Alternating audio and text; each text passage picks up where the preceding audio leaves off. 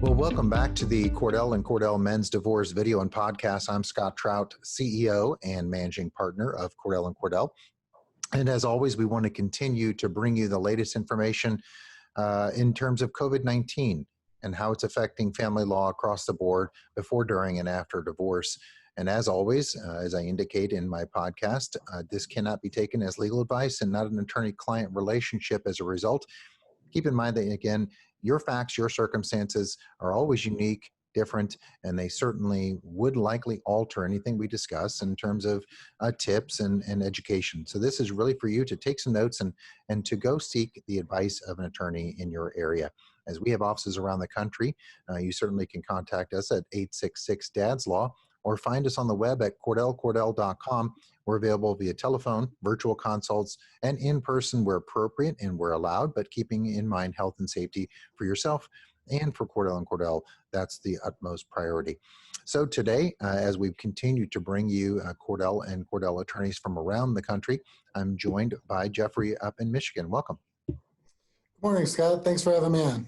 Hey, thanks. Is one of the things we always intro when we try to bring in attorneys from states that we haven't talked to in a while, particularly in Michigan. Early on was what I would refer to as maybe as a hot spot. Always saw it on the news, like with New York or Connecticut or sometimes California or Florida. Kind of walk guys that are listening and watching right now. What's the status of the courts? We're almost 11 weeks in probably now into the COVID-19 and the pandemic and the shutdown. What's happening on the ground with the court system? We just always hear it's closed, but what can guys do right now in the court system in Michigan? Well, it kind of varies county by county depending on where you live. Some are more open than others. As this process has gone on longer than I think anybody initially thought it would, the courts have slowly been realizing that we're going to need new normal in terms of offering Zoom hearings, which is video conferencing, or telephonic hearings. Some of the less crowded court systems further up north in the state, I've heard, have done in-person hearings. But in the Metro Detroit area and the Grand Rapids area and the lower half where it's more populated, most of the courts have switched to kind of a Zoom telephone hearing thing.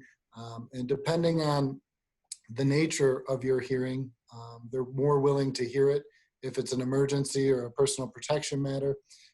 If it's kind of a less important motion and just normal squabbling, they might be a little more reluctant or schedule you further out. It's good news because many times guys just have sat around doing nothing. They need to take action. We talk about almost every week, nearly almost every day, the 40 million unemployed over time. We're leveling out at 22 million guys unemployed, and they feel like they can't take action because they've been told in the media that everything's shut down. And so even with e-filing, and even though some things aren't being heard as rapidly as they would pre-COVID-19. I think it's important. We talked about as being one of the mistakes guys make is just really inaction, is taking action, getting in line, getting in the queue, and I think it's a good entree as we talk about that, is to really how to further your case. And I think that's important to talk about because let's just assume guys take action, right? And maybe there's a small delay. They're filing for divorce or modification. Or there may be a large delay. But I guess the question and the topic we want to talk about today is how do guys further their case during COVID-19? And I would assume first and foremost, because there's so many variances across the states and, cities and counties, and there's different guidelines, I'd imagine you're going to recommend that guys go and check their local court rules to see what's going on in terms of Zoom hearings and in-person hearings, because that varies widely, right? Yeah, I mean, the first step is check to see what your local court is doing. What's happening in one part of the state doesn't really affect you. It matters what your court is doing. And you touched on a good point, not sitting around. All the courts are accepting e-filings that I'm familiar with. They've kind of adapted in that sense.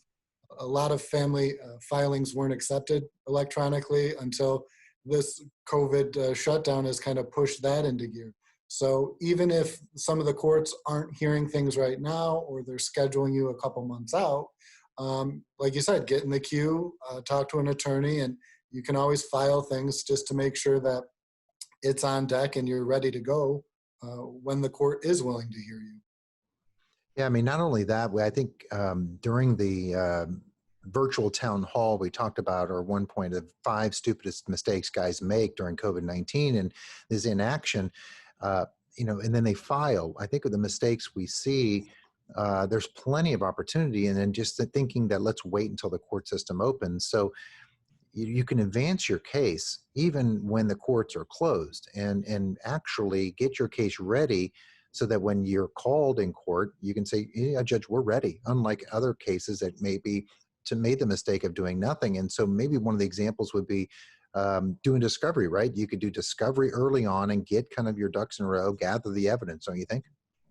Yeah, that's a good way to stay active and push your case forward, because until you know what the other side has, and until they know what you have, you can't get into serious discussions for settlement. You need to kind of have all the cards on the table to realize what you're arguing over.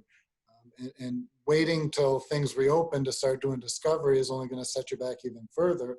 If you get that all done, you can even push your case forward with settlement talks before the courts reopen, rather than just kind of sitting there twiddling your thumbs.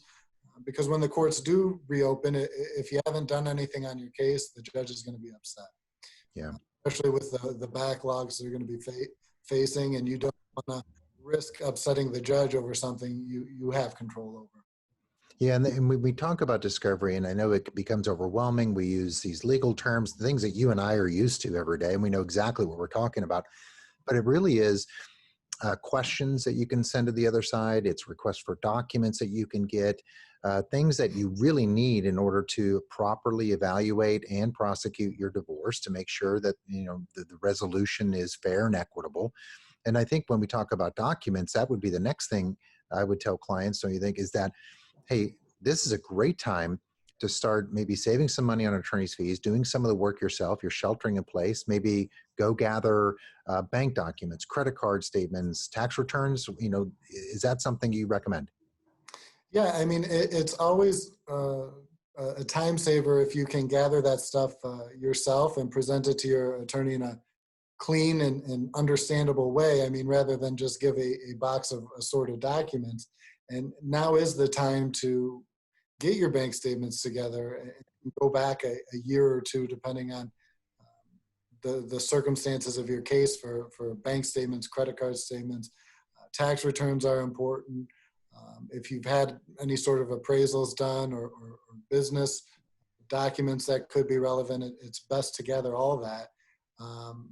Organize it and present it to your attorney, so if the other side does request it, you're not waiting another 28 days or whatever the discovery limits are in your jurisdiction for your attorney to turn over your documents. You can just kind of say, okay, here they are. What are we talking about? For some dads out there, the coronavirus pandemic has become a pretext to limit access to their children. Other dads have been pushed out of key decisions affecting their children's lives. If you're one of those dads, Cordell and Cordell is here for you, as always, but with expanded services. We can meet you in person or by video conference on weekdays, evenings, or weekends. Our goal is to step up our service to meet your needs now.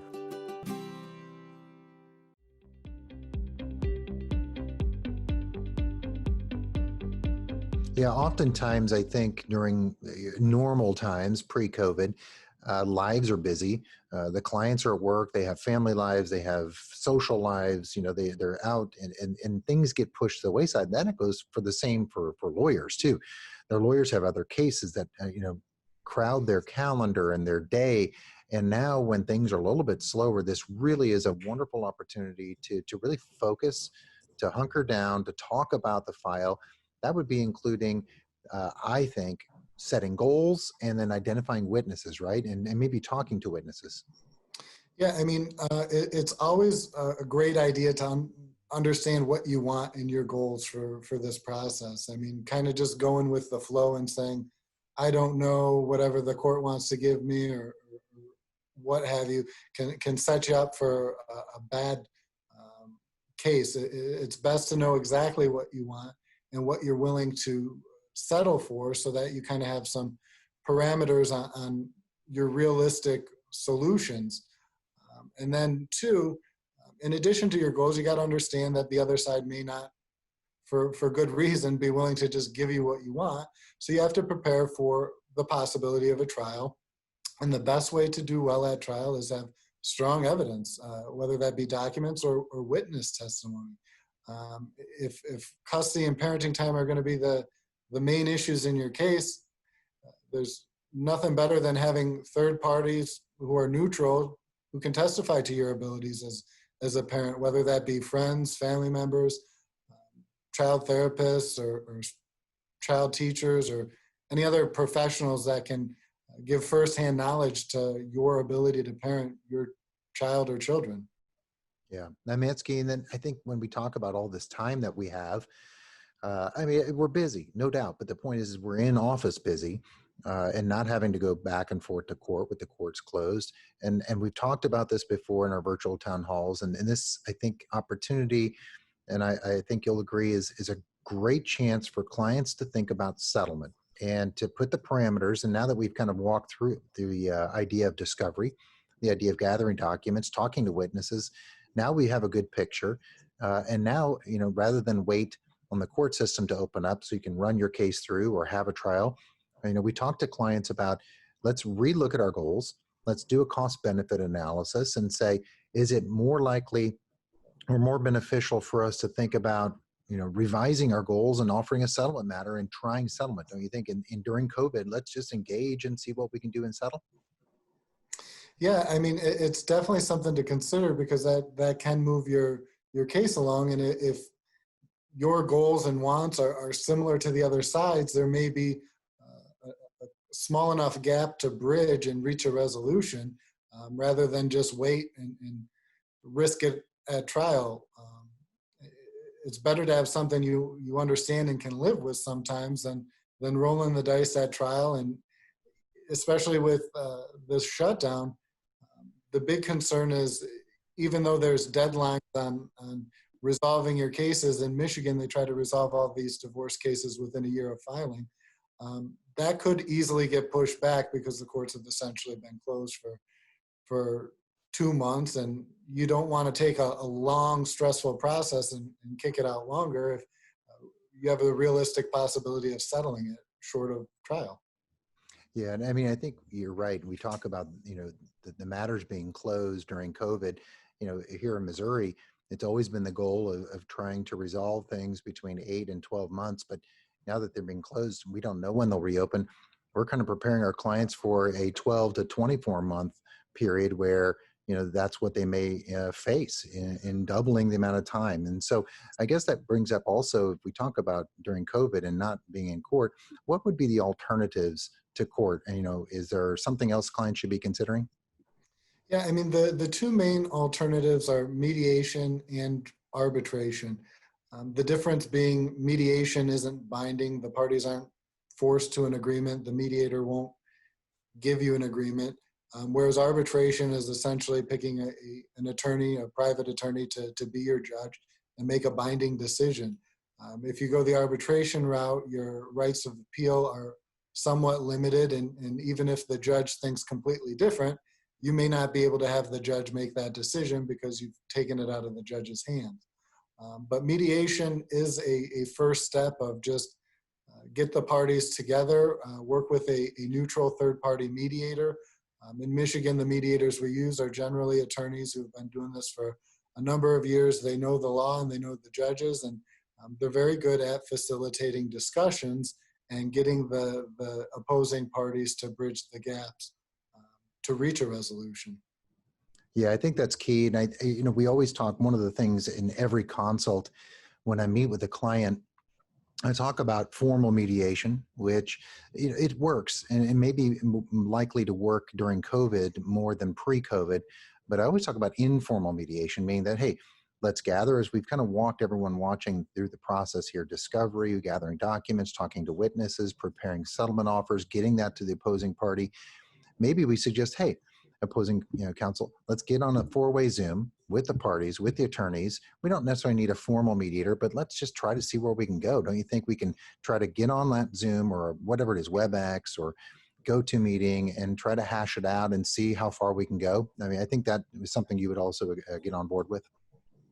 Yeah, certainly. If you don't need a mediator, a fifth voice in the room, and you can just work between the parties over a conference call, or even less formal, back and forth via emails or letters with proposals, then yeah, I mean, that's certainly a viable solution and can be productive. And it saves the parties the expense of the mediator. The only hesitancy with that is sometimes, due to the bad feelings involved, getting everybody in the same room can make it a little tense, and it's easy to get sidetracked. So generally with informal, between the attorneys mediation, sometimes it's better to take the heated voices out of the room and do it via email or something like that. Yeah. Yeah, it is. It's one of those things. I think all of those are things that clients should be considering. And this has been great information for clients watching, so they can kind of really step by step know how they can advance their case, because I think all of those are things that, you know, we started this 11 weeks ago asking, what can I do? What should I do? And what must I do? And I think we just answered all of those questions, you know, with your topics today. And so that was great stuff, Jeffrey. Thanks for giving guys information on how to move their case forward during COVID-19. Appreciate it, Scott.